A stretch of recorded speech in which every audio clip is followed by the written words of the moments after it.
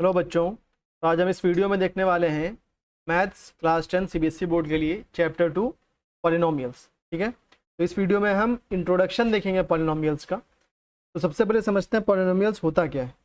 तो पॉलिनोमियल दो वर्ड से बना है, एक पॉली और दूसरा नोमियल्स। ठीक है, तो पॉली मीन्स होता है मैनी, पॉली मीन्स मैनी और नोमियल मीन्स टर्म्स। यानी पॉलिनोमियल का मतलब हुआ मैनी टर्म्स, यानी बहुत सारे टर्म्स होंगे इसके अंदर। ठीक है, मैनी तो समझ में आ रहा है कि बहुत सारे, लेकिन टर्म का क्या मतलब होगा वो समझते हैं। टर्म के अंदर दो चीज़ें होती हैं, एक कोएफिशिएंट होता है और एक वेरिएबल होता है। ये दोनों आपस में मल्टीप्लाई होकर के एक टर्म बनाते हैं। ठीक है, अब हम कोएफिशिएंट और वेरिएबल के बारे में समझेंगे और पॉलिनोमियल की डिग्री क्या होती है ये समझेंगे। ठीक है, तो पहले हम कोएफिशिएंट और वेरिएबल के बारे में समझते हैं। थोड़ा सा एग्जाम्पल लेते हैं हम लोग, जैसे कि लिखा हुआ है 2x। ठीक है, तो यहाँ पर ये एक टर्म है, 2x क्या है, पॉलिनोमियल का एक टर्म है। x हो गया वेरिएबल और 2 क्या हो गया, कोएफिशिएंट। ठीक है, तो यहाँ पर जो वेरिएबल है हमारा, ठीक है, वेरिएबल का मतलब हुआ वो चीज़ जो वैरी करे। ठीक है, वैरी से वर्ड बना है वेरिएबल, मतलब जिसकी कोई वैल्यू फिक्स ना हो, जिसकी अलग अलग वैल्यूज़ हो सकती हैं। ठीक है, तो वेरिएबल यहाँ पर क्या है, x की जगह पर अलग अलग वैल्यूज़ आ सकती हैं। ठीक है, तो एक चीज़ समझ लेते हैं हम लोग कि यहाँ पर जो इसे हमने x लिया है, ठीक है, एग्जाम्पल लेते हैं एक और, उसके बाद समझाता हूँ मैं। 2x²। ठीक है, तो यहाँ पर वेरिएबल हो गया x², कोएफिशिएंट हो गया 2, या -10x⁻³ यहाँ वेरिएबल हो गया x⁻³ और कोएफिशिएंट हो गया -10। ठीक है, अच्छा यहाँ पर x में देखिए पावर्स आ रही है 1 2 3, इसी तरह से कुछ भी हो सकती है, 1000 भी हो सकती है पावर। ठीक है, x की पावर 1000 लिया, तो यहाँ पर x की पावर में कितना आ रहा, 1000। ठीक है, तो ये तो हो गया वेरिएबल। अब इसका कोएफिशिएंट क्या होगा, इसके साथ कुछ भी नहीं लिखा है तो उसका कोएफिशिएंट 1 हो जाएगा। जब कुछ भी नहीं लिखा होगा तो कोएफिशिएंट 1 होगा। कोएफिशिएंट 1 लिखा नहीं जाता है, क्यों? क्योंकि 1 से अगर हम किसी को भी मल्टीप्लाई करें कि 1 × x⁻1000 करें तो वो x⁻1000 ही आएगा। ठीक है, 1 से मल्टीप्लीकेशन पे वैल्यू सेम आ जाती है, इसलिए 1 स्टार्टिंग में लिखा नहीं जाता। ठीक है, तो कोएफिशिएंट जब कुछ भी नहीं लिखा होगा तो कोएफिशिएंट 1 होगा। ठीक है, अच्छा अब ये बात हमें समझनी है कि जो ये वेरिएबल है इसके अंदर जो पावर होगी, ठीक है, जनरल ले लिया x⁻n, तो यहाँ पर जो पावर n है वो हमेशा एक होल नंबर होगी। ठीक है, होल नंबर आप लोग जानते होंगे, होल नंबर क्या होते हैं, 0 1 2 3 4 एंड so on।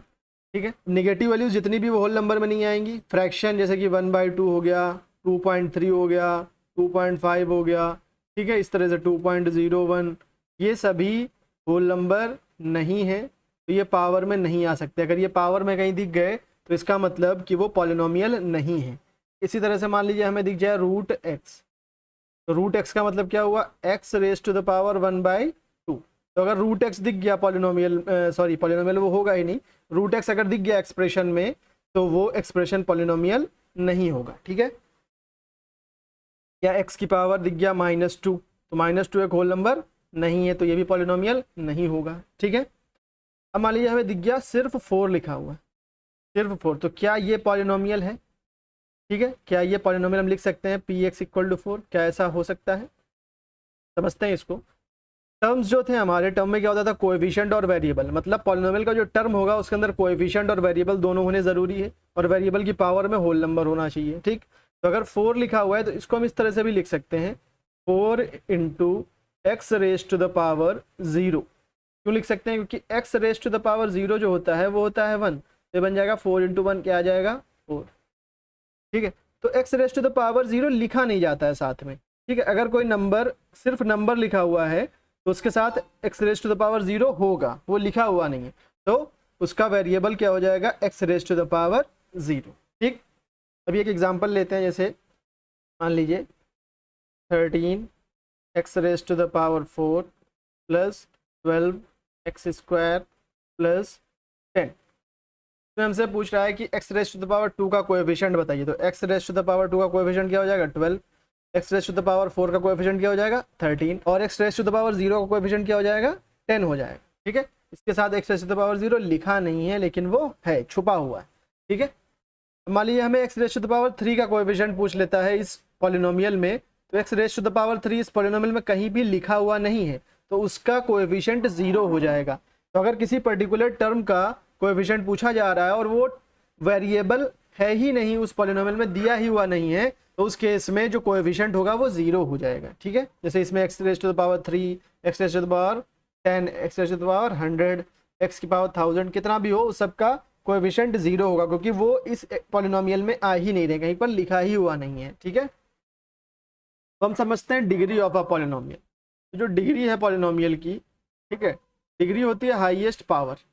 जो भी पॉलिनोमियल में वेरिएबल की हाईएस्ट पावर होगी उसे हम डिग्री बोलेंगे। ठीक है, समझते हैं एग्जाम्पल से। हम लोग एग्जाम्पल ले लिया 3x raise to the power 4 plus 4x cube plus 10x square minus 3x। मान लीजिए कोई पॉलिनोमियल दिया हुआ है, तो इसमें मैक्सिमम पावर कितनी है 4, तो डिग्री क्या हो जाएगी 4 हो जाएगी इसकी। ठीक है, सिंपल है, बहुत ही सिंपल है। यह हुआ x square plus 2x plus 10, इसमें मैक्सिमम पावर कितनी आ रही है 2 आ रही है, तो डिग्री कितनी हो जाएगी इसकी 2 हो जाएगी। ठीक है, सिंपल है। अब इसके बाद हम लोग समझते हैं क्लासिफिकेशन ऑफ पॉलिनोमियल्स। ठीक है, क्लासिफिकेशन पॉलिनोमियल का दो तरह से किया जाता है, on the basis of number of terms और on the basis of degree. ठीक है, यानी नंबर ऑफ टर्म्स कितने हैं एक पॉलिनोमियल में, उस बेस पर क्लासिफिकेशन है, और दूसरा उस पॉलिनोमियल की डिग्री क्या है, उस बेस पर उस पॉलिनोमियल का क्लासिफिकेशन होगा। तो पहले देखते हैं नंबर ऑफ टर्म्स के बेसिस पर क्लासिफिकेशन। तो मोनोमियल किसे हम कहेंगे, मोनोमियल में सिंगल टर्म होगा। जिस पॉलिनोमियल में सिंगल टर्म होगा यानी सिर्फ एक टर्म होगा उसे हम बोलेंगे मोनोमियल। ठीक है, मोनो मतलब क्या होता है सिंगल, वन। ठीक है, तो मोनोमियल सिंगल टर्म होगा उसके अंदर, जैसे कि पॉलिनोमियल ले लिया x। ठीक है, ये सिंगल टर्म है, ये हो गया एक मोनोमियल। इसी तरह से 2x ले सकते हैं हम लोग, ये 2x स्क्वायर ले लिए, तो ये भी एक मोनोमियल है। 3x क्यूब, ये भी मोनोमियल है। -10x rays to the power 50, ये भी मोनोमियल है, सिंगल टर्म है ये सभी। ठीक है, अब समझते हैं बाइनोमियल। बाइनोमियल में क्या रहा, बाई मतलब 2, यानी इसमें क्या होंगे 2 टर्म्स होंगे, इस पॉलिनोमियल में 2 टर्म्स होंगे। ठीक है, एग्जाम्पल जैसे 2x प्लस 3, ये हो गया एग्जाम्पल। इसी तरह से हो सकता है x square plus 4x cube, ये हो गया एग्जाम्पल, 2 टर्म है। तो सिर्फ 2 टर्म होंगे उसे हम बोलेंगे बाइनोमियल। ठीक, अब देखते हैं ट्राइनोमियल। ट्राइनोमियल में ट्राई आ रहा है मतलब 3, तो इसके अंदर क्या होगा, इसके अंदर 3 टर्म्स होंगे। ठीक है, तो 3 टर्म्स का एग्जाम्पल लेते हैं, जैसे x raise to the power 10 plus x raise to the power 20 plus x raise to the power 30, ये ट्राइनोमियल है। फॉर एग्जाम्पल ले सकते हैं x raise to the power 4 plus 3x cube plus 100, में भी 3 टर्म्स है, ये भी ट्राइनोमियल है। ठीक है, अब समझते हैं classification on the basis of degree. ठीक है, कांस्टेंट पॉलिनोमियल, कांस्टेंट का मतलब क्या होता है, कांस्टेंट नंबर होगा एक कोई, 5 हो गया, 6 हो गया, 7 हो गया।